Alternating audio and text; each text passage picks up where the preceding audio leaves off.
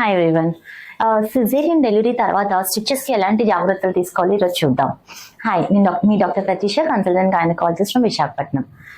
Caesarean delivery తర్వాత stitches అనేవి లోపల నుంచి వేస్తామండి సబ్క్యూటిక్యులర్ ఫ్యాషన్లో. సో చాలా మంది మెయిన్గా అడిగే డౌట్ ఏంటంటే స్నానం చేయొచ్చా లేదా అని, బాత్ తీసుకోవచ్చా లేదా, స్టిచెస్ తడిసిపోయి ఊడిపోయే ఛాన్సెస్ ఉంటాయని. అస్సలు అలా కాదని, డెఫినెట్గా మీరు ఇంటికి వెళ్ళిపోయాక డిశ్చార్జ్ అయ్యి డెఫినెట్గా స్నానం చేయొచ్చు, 2 పూట్ల స్నానం చేయొచ్చు చక్కగా.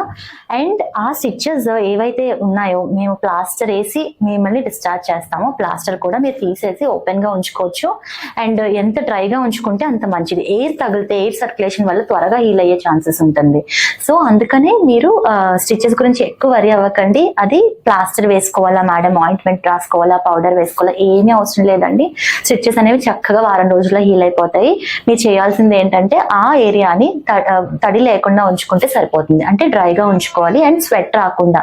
కొంతమంది టైట్ క్లోతింగ్ అది వేసుకుంటారు, అది కవర్ అయిపోయేలాగా. అప్పుడు అక్కడ అంతా స్వెట్ అయిపోయి వెట్గా అయిపోతే అప్పుడు హీలింగ్ అనేది ఒక్కొక్కసారి లేట్ అయ్యే ఛాన్సెస్ ఉంటుంది. అందుకని ఆ ప్లేస్ లో అది నీట్ గా బాత్ చేసేసాక అది డ్రై చేసేసుకొని ఆ ప్లేస్ లో అది అలా డ్రై చేసేసుకుని ఓపెన్ గా ఉంచేస్తే సరిపోతుందండి. అండ్ సోప్ ఎక్కువ వాడాలా అక్కడ, సోప్ కూడా అవసరం లేదని జస్ట్ వామ్ వాటర్ తో క్లీన్ చేసుకుంటే సరిపోతుంది. సూచర్ ఏరియా అక్కడ ఏమి సోప్ పెట్టాల్సిన అవసరం లేదు. మీ అపోహ ఏంటంటే సూచర్స్ ఏమన్నా ఊడిపోతాయని, అది అస్సలు అలా ఉండదండి. సిజేరియన్ లో వేసే స్టిచెస్ అని ఇన్విజిబుల్ లోపల నుంచి ఉంటాయి అండ్ అవే అబ్జర్వ్ అయిపోతాయి, తీసే పని కూడా ఉండదు యూజువల్లీ. అందుకనే so you can put it dry and plaster కూడా తీసేయచ్చు. అండ్ అలాగే ఫుడ్ ఏమి తినాలి, ఫుడ్ తినడం ఏమన్నా వేరేగా తింటే స్టిచెస్ ఏమన్నా ఊడిపోతాయా, హీల్ అవ్వవా అనే డౌట్ ఉంటుందండి. ఏమీ అవసరం లేదు. మీరు ప్రెగ్నెన్సీలో ఎలాగైతే ఫుడ్ తీసుకున్నారో అలాగే మీరు డెలివరీ తర్వాత సిజేరియన్ తర్వాత తీసుకోవచ్చు అండి. No issues at all. Only masala foods ఒక్కటే అవాయిడ్ చేయమంటారు, ఎందుకంటే గ్యాస్ట్రైటిస్ వచ్చే ఛాన్సెస్ ఉంటుంది కాబట్టి.